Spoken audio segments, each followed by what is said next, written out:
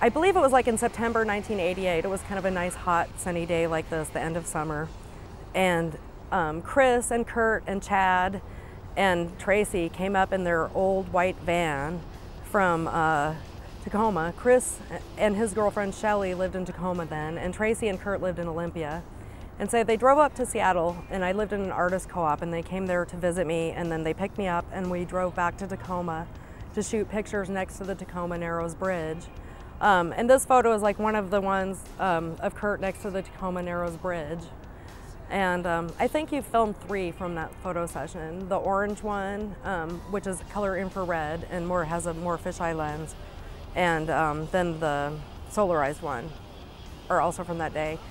And I don't know, Kurt, he was really young and sweet and didn't really do drugs. I think we smoked a little bit of pot and maybe drank a beer or something like that. It wasn't like anything serious. And had a real good time. And I think it took us all day, really. Like, we spent a lot of time. That was the first band I ever photographed, and it was the first time they had been professionally photographed by a photographer. And I think Sub Pop paid me all of $25. And both of the pictures are on the front and the back of the Love Buzz CD. I don't know, I guess what I think is conveyed in those pictures is Kurt is so nice and young and innocent, and he didn't really do drugs then, and you know, I mean, I don't know. It was just fun. We were all having fun. We didn't think much of it at the time. So in January '89, Nirvana had a gig at the Hub Ballroom, which was at the University of Washington. And so they were getting ready to put out their first album. And so they had me come out and shoot some pictures live at that show. And then they met me, I think it was the next day or a few days later, maybe the week after, at my studio in Belltown. And then we went for a walk around Belltown and shot a bunch of pictures that were supposed to be for their album cover. As it turned out, Kurt had really bad acne the day we shot the pictures, and since none of us really knew what we were doing yet, we didn't really know how to cover it up. And so he ended up really hating the pictures. So they ended up running one of Tracy's live photos on the Bleach cover. But I ended up with a few rolls of film of them at that time. And so then, like, they went on tour a few times. And then in 1990, they had a huge show at, here, I'm gonna show you this picture, at the Motorsports Garage, which was over by the freeway. And the Dwarves were opening for them. I think there might have been like 4 or 5 bands on the bill that night. And all of a sudden they were huge, you know, and this was before Nevermind came out.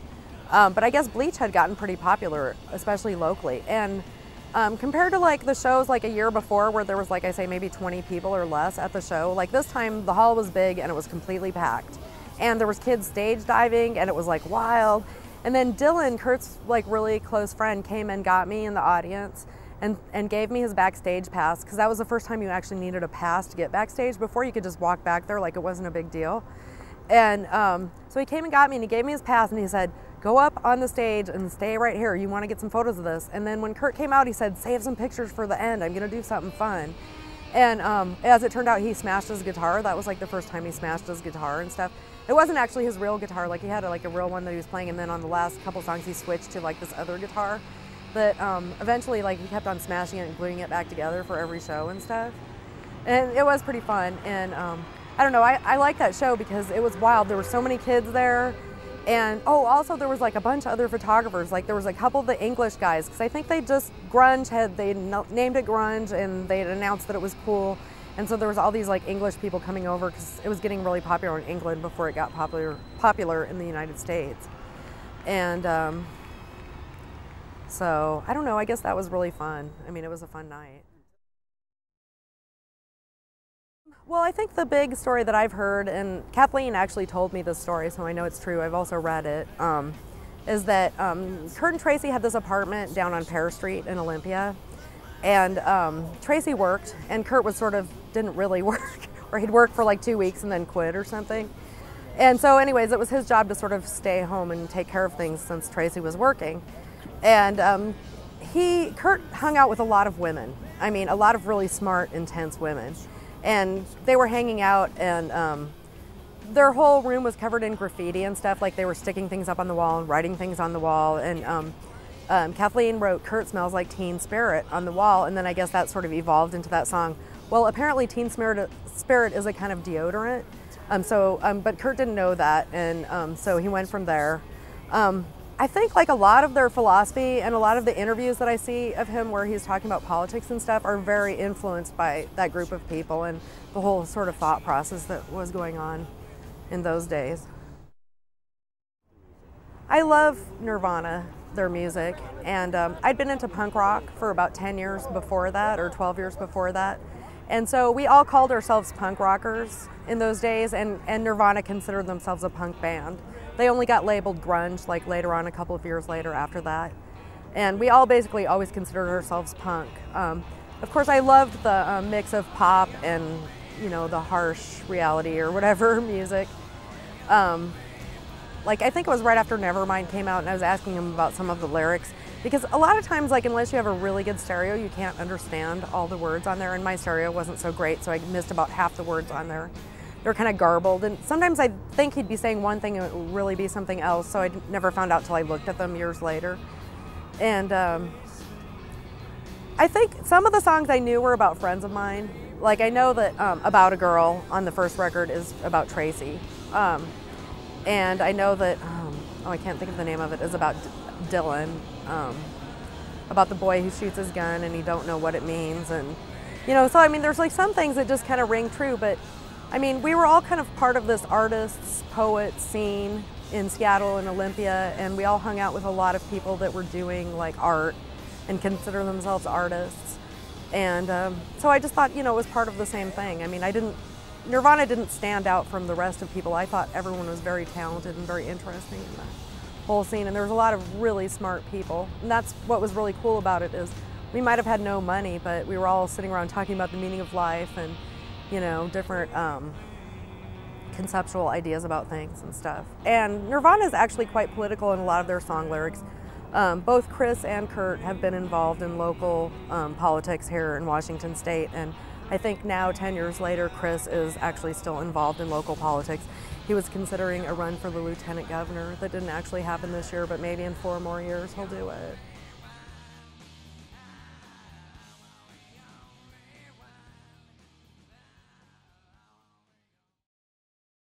Kurt was a very intense person. I've had like a few friends that sort of had personalities like that. He was extremely driven. He knew exactly what he wanted, and he had like big plans on how to get there. And I think that a lot of people in our crowd were that way. Basically, we all thought we were going to take over the world and change the world, you know. And actually, I was kind of surprised when it actually happened. But I mean, maybe not so surprised, because that was definitely our plan, was to influence things and change things, both between like Riot Girl and sort of the whole Nirvana thing. Sort of like the people that had been kicked around in high school, like finally got a voice and became popular. And I think that maybe that was one of the things that drew us together in that whole group, is sort of having been kicked around, you know, because in the United States, in high school, they usually pick on anybody that's skinny and doesn't play football. And so Kurt had been one of those people, and I had been, and a lot of other people had been, you know, that were in that group too, so. Well, I think what happened was a lot of the people from the record label are from LA, and they have a really completely different attitude than the people do in Seattle. People are more straightforward here, and in LA they tell you what they think you want to hear, and then they manipulate you into doing what they want, but they never come right out and ask you. And so I think that for us from the Northwest, it was really hard to figure that out, because it seemed almost the opposite of the way we were used to doing things here.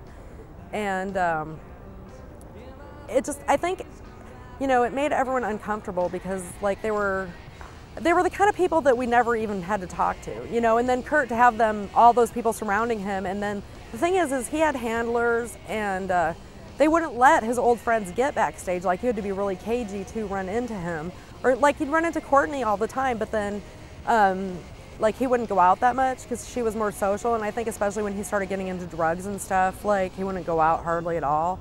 And they had moved to Seattle at that point, and so like we had other mutual friends that I was like in touch with, but you know, I never really ran into him like around town or anything. I was at home, and it was pouring down rain that day. It had been raining for a long time. Everybody was kind of blue because it was that part of the spring in April when it had been raining and there hadn't been any sun for a few months. And like I said, I just got like maybe 1,000 phone calls that day. Maybe not 1,000, but like 100 phone calls, like from weird people from NBC News, like some guy named Scooter from, I'm like, who is this? I don't want to talk to anybody like that. What do I have to do with this? You know, I mean, I don't know. I mean, like I said, Tracy and I were like talking and stuff. And then I guess what happened was the guy that I was dating at the time, it was like late at night. Like he got off at midnight that night. And so we went and we got all these white lilies and we took him down to the house and we put this candle and all these flowers out there like next to the place where he committed suicide. Because at that point in the evening, like people had realized it was him. You know, like during the day there was like a question as to who it was up until like mid-afternoon, and then they found out it was like really him.